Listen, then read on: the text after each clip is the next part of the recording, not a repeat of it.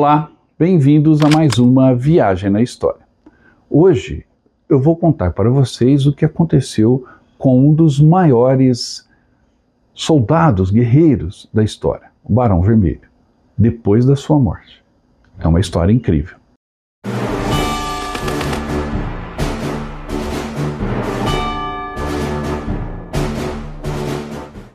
Manfred von Richthofen foi o maior piloto da Primeira Guerra Mundial.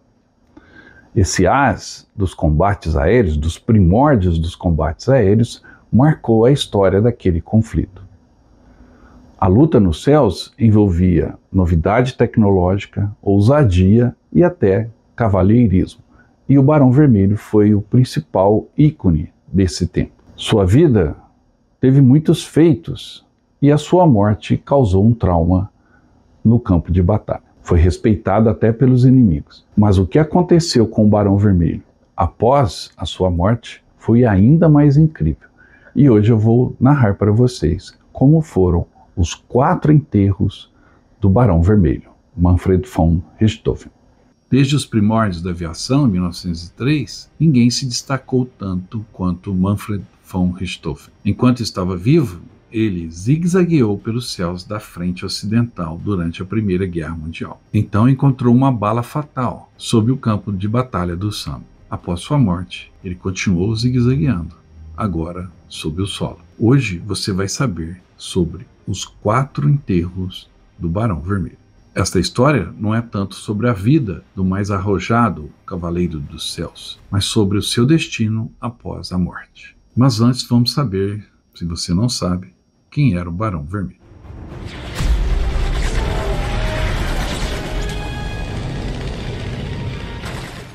Conhecido como Barão von Richthofen, ou Barão Vermelho, ele foi um piloto de caça da Força Aérea Alemã durante a Primeira Guerra Mundial, considerado o as dos ases desta guerra, sendo oficialmente creditado com 80 vitórias em combate aéreo. Originalmente, Richthofen pertencia à cavalaria e foi transferido para o serviço aéreo em 1915, tornando-se um dos primeiros pilotos membros do esquadrão de caça Jasta II.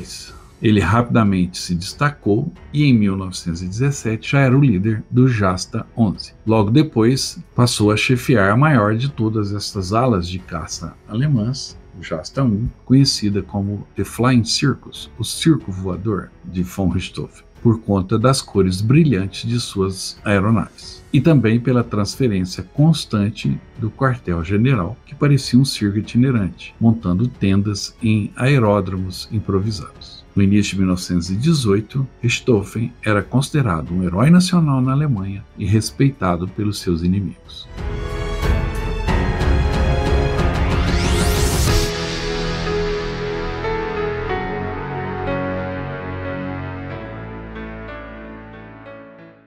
O circo voador de Richthofen representa uma era pioneira da aviação em combate, onde táticas, tecnologia e personalidades se combinaram para criar histórias que ainda ressoam até hoje, mais de um século depois. Sob a liderança de Richthofen, o circo voador tornou-se uma das unidades de caça mais eficientes do lado alemão, com uma combinação de táticas agressivas, pilotos talentosos e bom equipamento. Na liderança do circo voador, Richthofen desenvolveu e aperfeiçoou táticas que eram novas e inovadoras na época. Ele enfatizou a importância do Sol como um elemento de surpresa, atacando de cima e do Sol, tornando difícil para o inimigo vê-lo. Em 1917, Richthofen foi gravemente ferido em combate, sendo atingido por uma bala na cabeça. Apesar da gravidade do ferimento, ele conseguiu retornar à sua base e pousar seu avião. Logo se recuperou e, embora tenha sofrido sequelas, voltou ao combate. Em várias ocasiões, Richthofen mostrou uma abordagem cavalheiresca à guerra aérea. Ele frequentemente prestava homenagem aos pilotos inimigos abatidos e, em certas ocasiões, enviava condolências ou elogios aos pilotos adversários através das linhas de combate. O legado de Richthofen não se resume apenas ao seu número de vitórias ou habilidades de voo, mas também à sua influência na aviação de combate, à sua liderança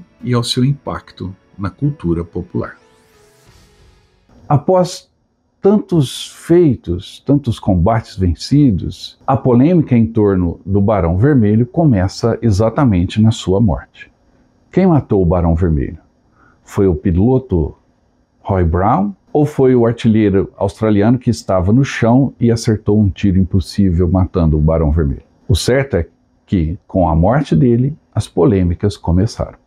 Richthofen foi morto em combate aéreo em 21 de abril de 1918. Sua morte é um dos eventos mais discutidos da aviação na Primeira Guerra Mundial, e as circunstâncias exatas e a questão de quem foi responsável por abatê-lo tem sido objeto de debate e investigação por mais de um século. Naquele dia, o Barão Vermelho estava voando no seu triplano Fokker DR-1 vermelho, que era sua marca registrada. Ele estava perseguindo um avião inimigo sob o campo de batalha. Durante a perseguição, Richthofen voou sobre o território inimigo e se aproximou do solo, uma manobra perigosa que era contra suas próprias regras de combate, que ele ensinava a outros pilotos. Quando estava em baixa altitude, ele foi atingido por um único tiro que passou do lado direito do seu corpo, causando ferimentos graves. Ele conseguiu pousar seu avião em um campo arado, mas morreu momentos depois devido aos ferimentos. Começou então a primeira das duas polêmicas após a morte de Richthofen. A questão é, quem acertou o tiro mortal é muito controverso. Inicialmente, acreditou-se que o tiro tinha vindo do avião do capitão Arthur Roy Brown, que estava defendendo a sua esquadrilha. No entanto, exames posteriores e estudos balísticos sugerem que o tiro pode ter vindo do solo. Algumas teorias apontam para os soldados australianos, especificamente um artilheiro chamado Cedric Popkin, que seria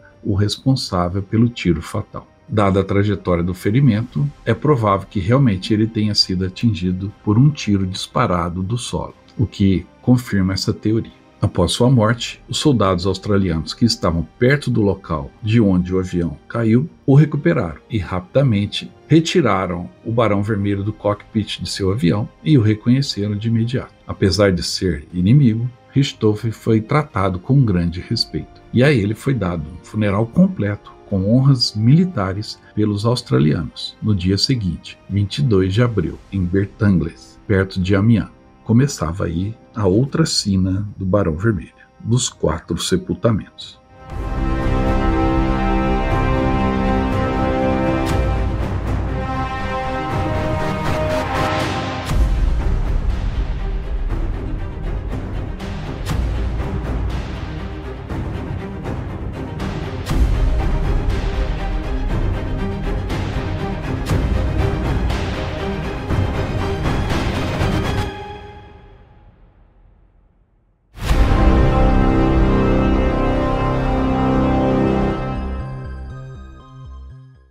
O primeiro sepultamento do Barão Vermelho foi cheio de honras, na melhor tradição dos exércitos daquela época. Mas a sua sepultura na primeira noite já foi alvo de vandalismo, o que provocou protestos dos australianos com relação ao prefeito da pequena cidade onde ele foi sepultado.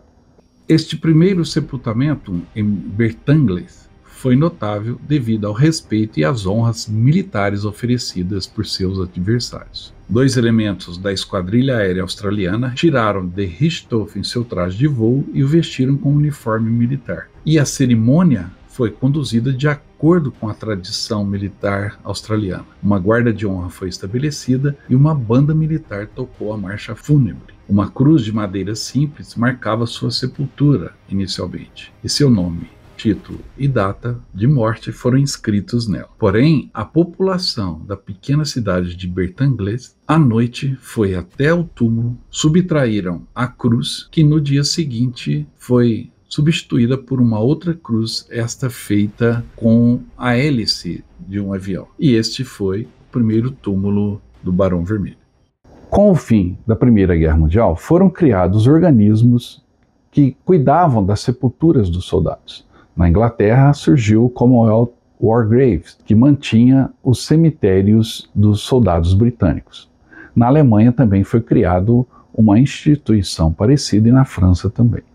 E aí os mortos que haviam sido sepultados aleatoriamente nos campos de batalha, em cemitérios civis, ou no próprio campo de batalha, foram realocados em cemitérios militares a partir já de 1919.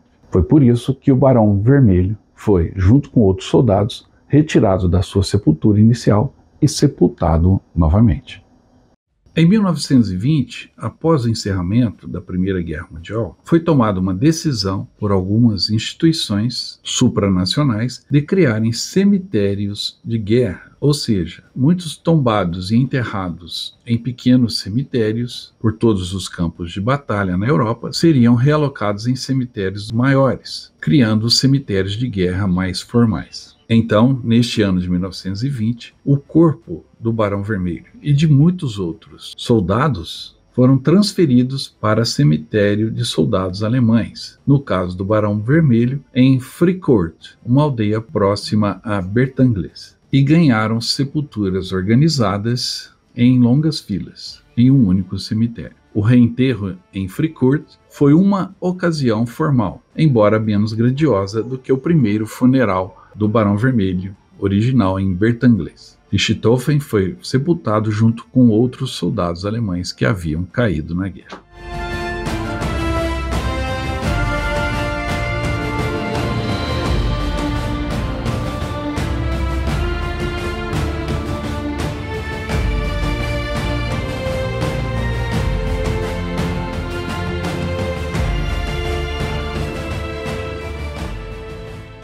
Poucos anos depois do segundo sepultamento do Barão Vermelho, ele foi novamente trasladado para um outro cemitério e sepultado pela terceira vez. Isso aconteceu em 1925 e o destino agora era o Cemitério dos Inválidos em Berlim. Em 1925, outra vez, os restos mortais de Manfred von Richthofen foram exumados de seu local de descanso, no caso, no cemitério de Fricourt, na França, e repatriado para a Alemanha. Então ele foi reenterrado novamente no cemitério Invalidenfriedhof, em Berlim, o cemitério dos Inválidos, um cemitério militar histórico que continha os túmulos de muitos dos mais notáveis militares da Alemanha. Essa é a sepultura de Manfred von Richthofen, o Barão Vermelho. Ela está aqui no Cemitério dos Inválidos, em Berlim. Richthofen foi o maior ás da aviação alemã na Primeira Guerra Mundial. E ele caiu na França num disparo quase acidental que o atingiu mortalmente. Ele foi primeiro sepultado lá na França, depois seu corpo foi trasladado aqui para esse cemitério. Se vocês verem as marcas que estão na lápide, isso foram tiros de soldados soviéticos que estavam guardando esse pedaço, porque ele fica entre os dois lados do Berlim dividida, né, da Berlim dividida, e então os soviéticos faziam tiro ao alvo tentando acertar as lápides do cemitério alemão, dos heróis alemães. Richthofen não teve descanso nem depois da sua morte. Este novo funeral, em 1925, em Berlim, foi uma ocasião solene e atraiu uma grande atenção. O funeral recebeu muitos dignatários, oficiais militares e membros da população. A morte de Richthofen em combate e sua proeminência como ás mais bem-sucedido da Primeira Guerra Mundial garantiram que sua repatriação e reenterro fossem eventos de significado nacional. O funeral foi conduzido com todas as honras militares apropriadas para alguém do status de Richthofen. Houve discursos, uma guarda de honra e música fúnebre. O público alemão, ainda lidando com as consequências da Primeira Guerra e do Tratado de Versalhes, viu no Barão Vermelho um símbolo de coragem, honra e habilidade militar alemã. E este terceiro funeral de Richthofen, desta vez em Berlim, não foi apenas uma ocasião para homenagear um herói nacional, mas também uma manifestação de luto coletivo e lembrança de todos os alemães que perderam a vida na Primeira Guerra Mundial. E esta comoção foi aproveitada depois, alguns anos depois, durante o regime nazista, onde os feitos de muitos heróis da Primeira Guerra Mundial foram apropriados e celebrados como símbolos de orgulho e poder nacionalista. E o Barão Vermelho foi uma dessas figuras. Os nazistas eram mestres em usar simbolismo e propaganda, e as histórias de heróis de guerra como Richthofen serviram bem a esses propósitos. No final da década de 1930, as autoridades nazistas decidiram mover o túmulo de Richthofen para um local mais proeminente, dentro do próprio cemitério dos Inválidos, em Berlim. E como parte dessa relocalização, uma nova lápide foi instalada. A nova lápide era mais elaborada do que a original. Continha uma águia prussiana e uma cruz de ferro, símbolos que tinham significados profundos no contexto histórico prussiano-alemão. Richthofen não teve nenhuma conexão direta com o nazismo ou suas ideologias, mas a apropriação de sua imagem e legado é um exemplo de como os regimes políticos podem reinterpretar e moldar a história para se adequar às suas próprias narrativas. Depois de todos esses conflitos, antes, durante, depois da Segunda Guerra e da Guerra Fria, Manfred von Richthofen, Barão Vermelho, finalmente pôde descansar. Ele encontrou a sua morada definitiva junto aos seus, na cidade de Wiesbaden, onde está o túmulo da sua família. Durante a Guerra Fria, Berlim foi dividida entre as zonas controladas pelos aliados e a zona controlada pelos soviéticos. O cemitério dos Inválidos ficava perto do Muro de Berlim, a barreira física que dividia Berlim Ocidental e Oriental. A proximidade do cemitério ao muro, combinada com várias construções e alterações na área, levou à degradação de partes do cemitério. Devido a estas circunstâncias e ao desejo de proteger e preservar o túmulo de uma figura tão significativa, foi tomada a decisão de transferir os restos mortais de Richthofen para Wiesbaden. E esta remoção, mais uma, aconteceu em 1975. Os restos de Richthofen foram exumados, mais uma vez, cuidadosamente, no cemitério dos Inválidos, e então transportados para Wiesbaden, uma cidade no oeste da Alemanha. Ele então foi reenterrado, pela quarta vez, no cemitério de Wiesbaden, o Südfriedhof. A cerimônia foi mais discreta do que as anteriores, refletindo tanto a passagem do tempo quanto a natureza pragmática da mudança.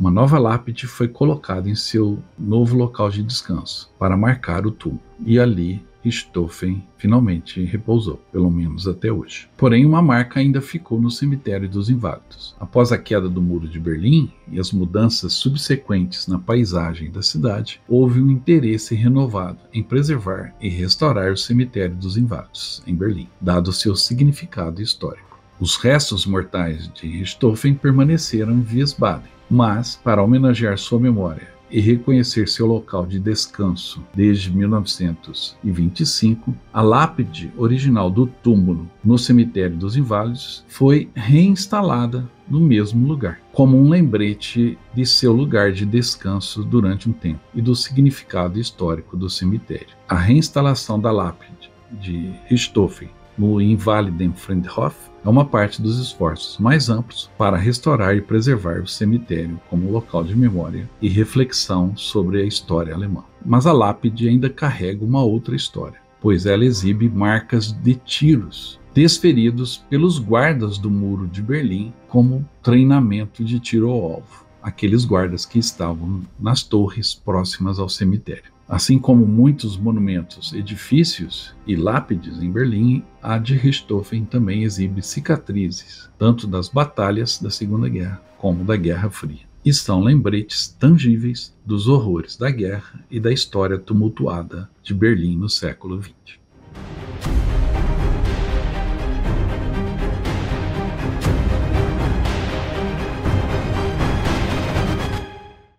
Espero que você tenha gostado dessa história incrível envolvendo o Barão Vermelho.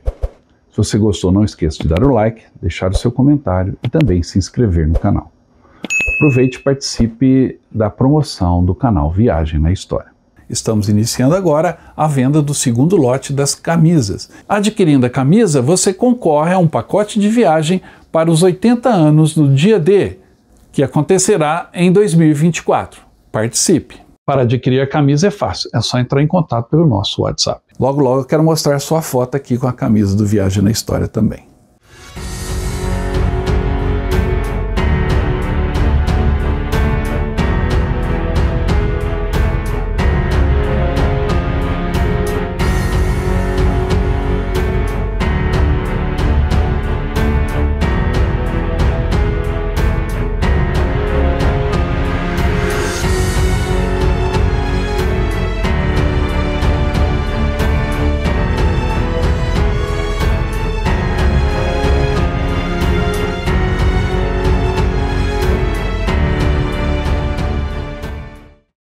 volto logo com mais histórias. Até mais.